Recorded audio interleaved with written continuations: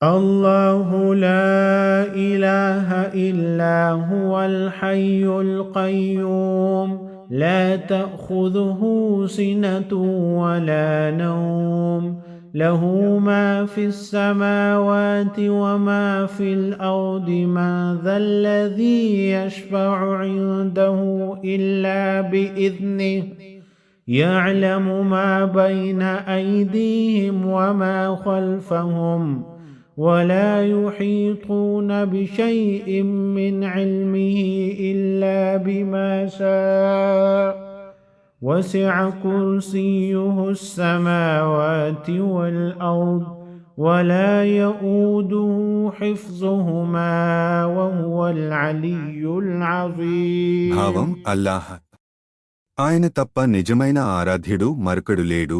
ఆయన సజీవుడు, అన్నింటికీ మూలాధారం. ఆయనకు కునుకుగాని మరియు నిద్రగాని రానేరాదు. భూమ్యాకాశాలలో ఉన్న సమస్తము ఆయన ఆధీనంలో ఉంది.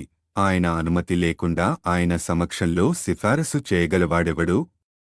వారి ముందున్నది మరియు వారి వెనుక ఉన్నది అన్నీ ఆయనకు బాగా తెలుసు. మరియు ఆయన కోరినది తప్ప ఆయనకున్న జ్ఞానంలోని ఏ విషయమూ వారి గ్రాహ్య పరిధిలోకి రాదు. ఆయన కుర్సీ వైశాల్యం భూమ్యాకాశాలను పరివేష్టించి ఉంది. వాటి సంరక్షణ ఆయనకు ఏమాత్రం అలసట కలిగించదు.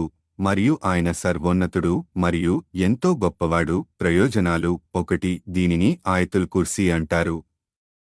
ఉదయాన దీన్ని పఠించినవారు సాయంత్రం వరకు శైతాన్ బారి నుండి సురక్షితంగా ఉంటారు. అలాగే సాయంత్రం దీన్ని పఠించిన వారు ఉదయం వరకు శైతాన్ బారి నుండి సురక్షితంగా ఉంటారు.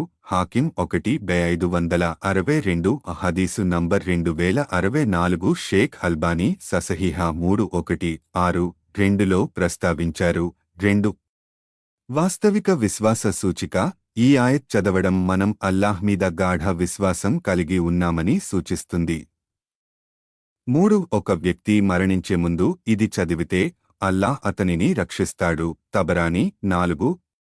ఇది ఫర్జ్ నమాజ్ తర్వాత చదవడం వల్ల పరలోకంలో ప్రవేశానికి అల్లాహ్ స్వయంగా అనుమతి ఇస్తాడు. నసాయి అహ్మద్ 5.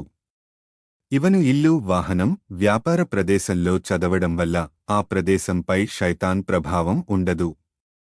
6. తొలకరి పిల్లల మంచికి బిడ్డలపై ఈ ఆయత్ చదివి ఊదివేయడం వల్ల వారిపై దుష్ట ప్రభావాలు ఉండవు. 7. నిద్రకు ముందు పఠించడం వల్ల మొత్తం రాత్రి అంతా ఒక ఫిరిష్తా మనను కాపాడతాడు.